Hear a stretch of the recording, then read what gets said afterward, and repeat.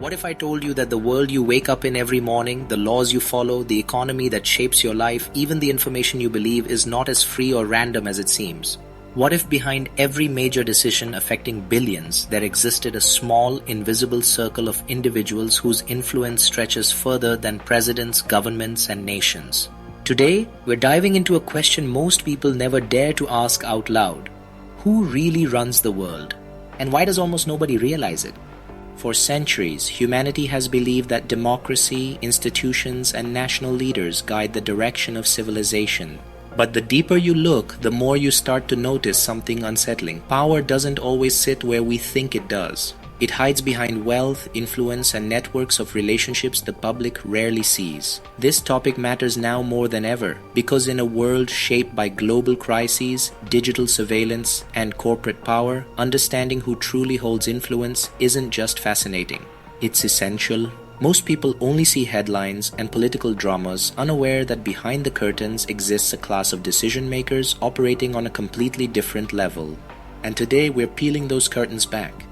The central idea of this documentary is simple yet uncomfortable. The world is shaped not by the leaders we vote for, but by interconnected elite groups that operate across finance, politics, technology, and culture. These aren't cartoonish villains in dark rooms, they're real individuals using real systems that reward wealth, intelligence, legacy, and strategic alignment. Theory says society is run by governments. Reality shows that power often flows to those who control resources, narratives, and long-term influence. Understanding this gap between theory and reality help us see the world as it is, not as we are told it is.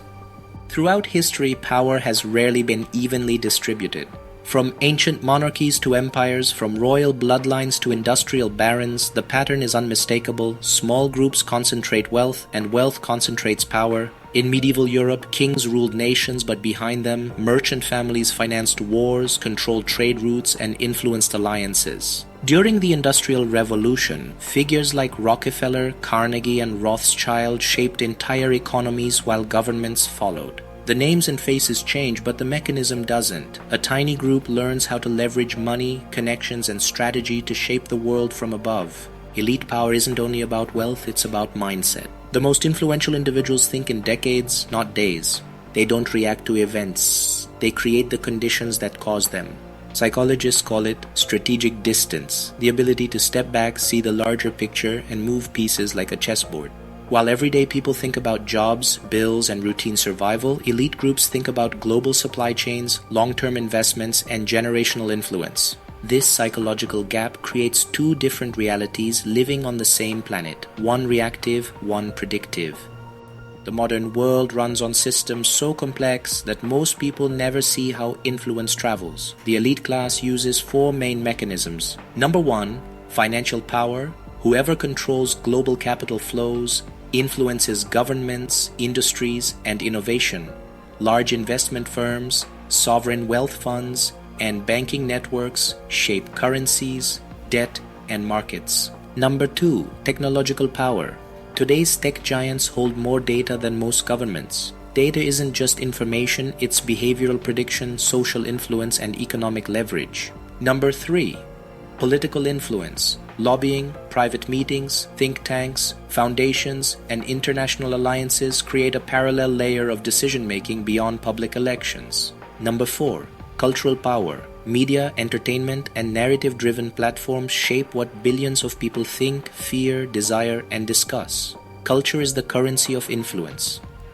Take global finance. A handful of investment firms manage trillions of dollars and hold significant shares in most major corporations. Consider politics. Global summits, economic forums, and private councils bring together world leaders and business executives to shape policies that affect all of us. Think about technology. A few companies determine what information spreads, what gets censored, and how millions communicate daily. Or look at cultural influence. Major studios and media outlets decide which stories dominate the public consciousness. None of this is hidden, yet most people never connect the dots. Power is not always exercised through dramatic decisions. More often, it's slow, subtle, and systematic. It's in who gets invited into elite schools, who sits on corporate boards, who has access to networks that stretch across continents. It's in legacy wealth passed down for generations, in philanthropic foundations that shape global agendas, in economic institutions that set the rules of the game. People imagine power as loud and visible. Now, but the most effective power is quiet, structural, and continuous. Most people reject these ideas not because they're wrong, but because they're uncomfortable. Believing that your vote matters more than billion-dollar interests is comforting. Believing society is fair and equal is comforting. Believing powerful people act with transparency is comforting. But comfort and truth rarely walk together. Ignorance gives a sense of order, while reality reveals complexity, and complexity scares people. To navigate today's world, we must develop a new kind of awareness. First, understand that power travels through systems, not speeches. Pay attention to who funds what. Who controls the platforms you use? Who gains when certain narratives spread? Note these patterns, the same families, the same corporations, the same institutions appearing again and again in world-shaping events. This awareness doesn't make you paranoid, it makes you informed. Once you see how influence flows, you're no longer manipulated by headlines or political theater. Instead, you begin asking deeper questions. Who benefits? Who decides? And who is invisible but essential in every major event? In the end, the question who runs the world doesn't have a single answer because power isn't a throne. It's a network. It's a system. It's a constellation of influence formed by those who understand how the world truly works. And once you recognize this, you stop seeing leaders as isolated figures and begin seeing the machinery behind them. Remember this, the most powerful forces in society are often the ones you never see. The world is shaped by those who understand it and changed by those who dare to look deeper.